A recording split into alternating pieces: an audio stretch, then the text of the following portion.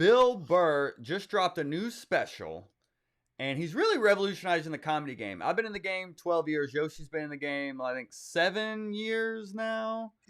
7. And basically, when I started comedy, and like before that, the traditional route of becoming a comedian was literally just like fighting for stage time, grinding it out on the road, trying to suck up to gatekeepers that probably never even did stand up.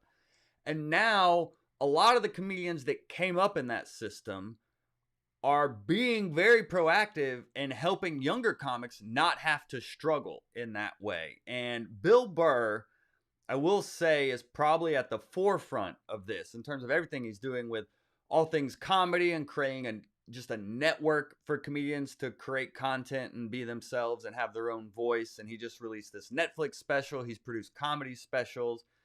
This is a guy doing it at a very high level. And what really struck with me with this comedy special is there's a comedian named Steph Tolev who he actually saw on Instagram and then put her on the show. So he's really setting a new standard for just comedy, and the route to, quote, making it is no longer like the gatekeeper and then sucking up and praying for a chance, but it's really like get funny and get opportunities. For sure. And I think that's just an awesome thing to see, like people at the top of the echelon doing that, because that changes the entire game for everybody, right? Like, like you said, it's like you are that open micer and you hope somebody sees you, and then hopefully you go to hosting, hopefully you produce some stuff, and then you hopefully try to feature for somebody, and then hopefully you get to headline. Like it's that sort of step by step by step.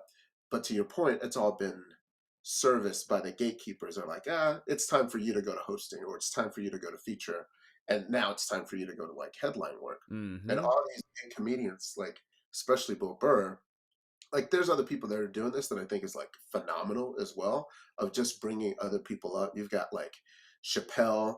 I mean, Chappelle did the special for Earthquake, which is how we got the earthquake scale, right?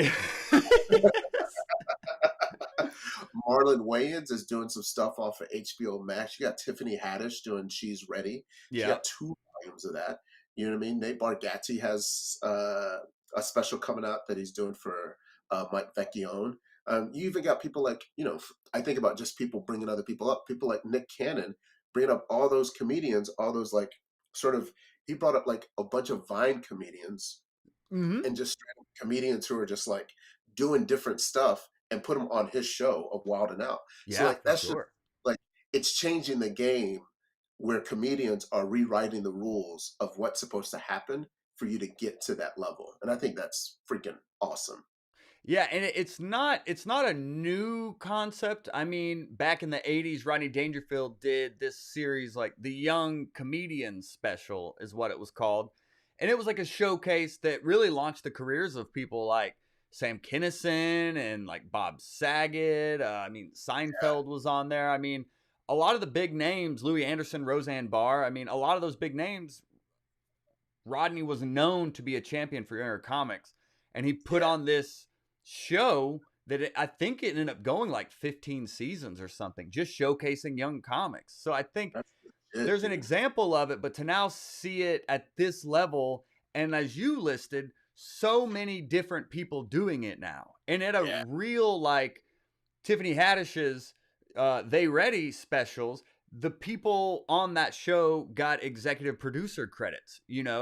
Um, what Bill Burr produced a comedy special for his buddy Paul Verzi that Yeah. appeared on Comedy Central, but they actually retained ownership of it. So Paul, All Things Comedy, despite it being on Comedy Central, they still owned the intellectual property of this comedy special. So all the leverage is with comedians now, and more than ever. And Bill Burr's doing it at the highest level, but you can even think at any level, where can you find leverage? I mean, Hot Breath, every month we do this $100 joke contest where the winner gets $100 and an interview on Hot Breath, to be on the same show as comics like Paul Verzi, as like Jeff Yeah. Foxworthy and Andrew Schulz. So it's whatever level you're at, how can you use what you have to help elevate other comedians is really kind of the top, hopefully trickle down um, effect of someone like Bill Burr doing a type of special like this.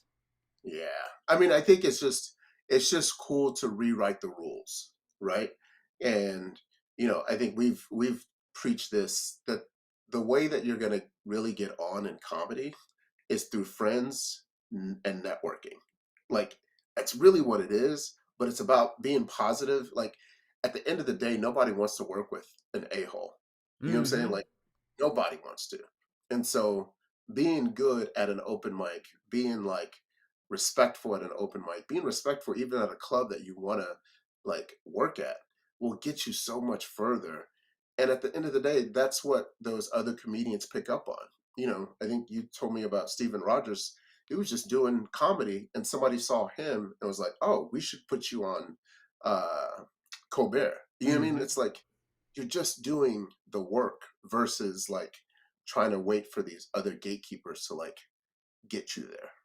Yeah, and the big thing is what I referenced early on in comedy. There was like a scarcity mentality of like, oh, there's not enough for everyone. There's not enough to go around. But there is. And actually, the more you can spread it around, the more comes back around as well. Oh, that's bars. That's bar. Ooh. I need to get a bar sound effect. That's bars right Or, there.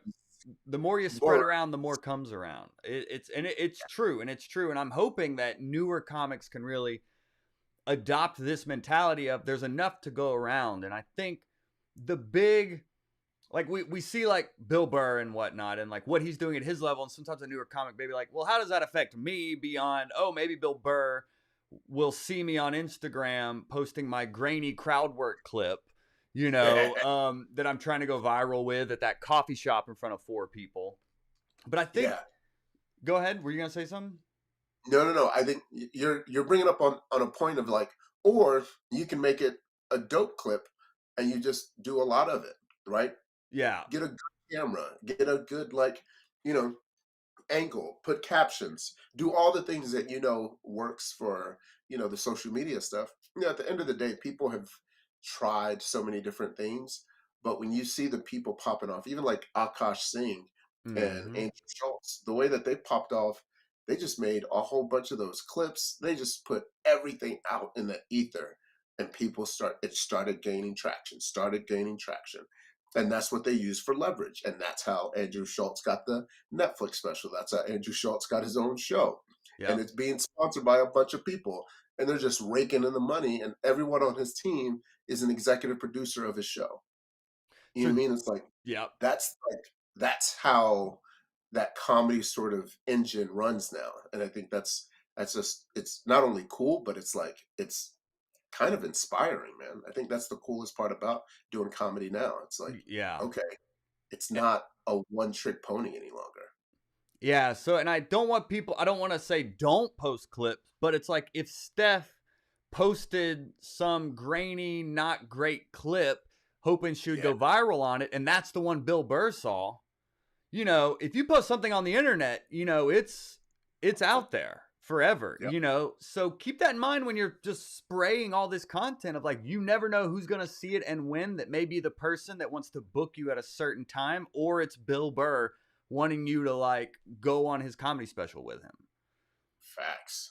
So I think the big thing I'm hoping young comics can take away from this discussion is to focus on what you can control. Not trying to suck up to certain gatekeeper or try to get on somewhere because that's where the cool kids are or whatever. But like, what can you control?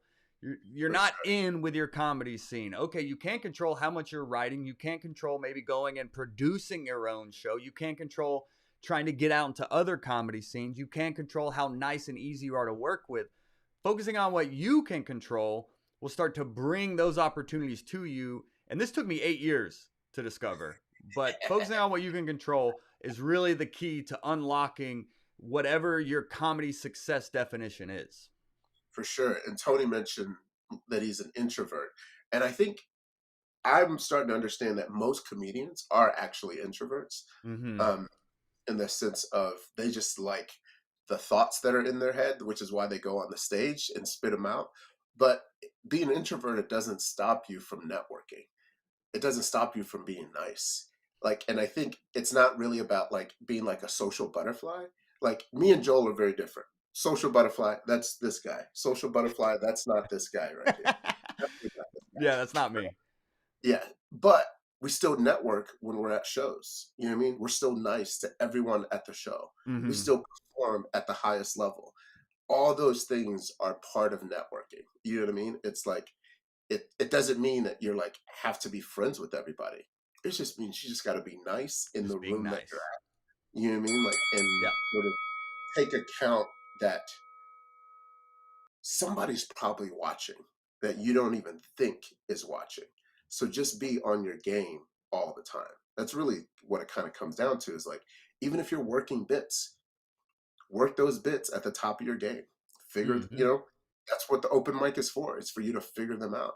But don't, you know, just don't do it half-ass is the best way to describe it. Like focus on what you can do well and then do that a lot Yeah. and just keep getting better. It's kind of like the 1% rule.